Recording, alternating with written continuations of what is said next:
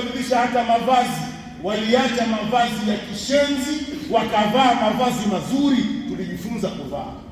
Ndani ya mwezi wa Ramadhani tuliacha matusi, tulifundishwa lugha, watu wakawa wanaongea lugha nzuri. Ndani ya Ramadhani tumefundishwa ukarimu. Utamuona mtu anazo tende tano, anaingia msikitini, hariziki, lazima atawapa wenzake watano. Tulikuwa katika madrasatul akhlaq, madrasatul tarbawiyya, tumefundishwa ukarimu, tumefundishwa mavazi, tumefundishwa kuunga undugu na tumefundishwa mahaba.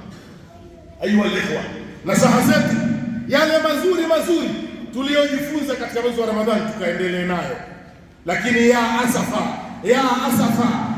asafa, masikitiko yetu sisi walimu wa dini na mashehe, masikitiko yetu, watu watarudi katika yale walioyaacha. Ndio masikitiko yetu. Lile lengo la funga linakuwa haliko, la'allakum tattaquna. Funga imeletwa tuwe wacha Mungu, lakini masikitiko yetu makubwa sana. Utawaona vijana watarudi kule, utawaona vijana watarudi katika milegezo, utaona vijana watarudi katika ulevi, utawaona vijana watarudi katika uzinifu, utawaona.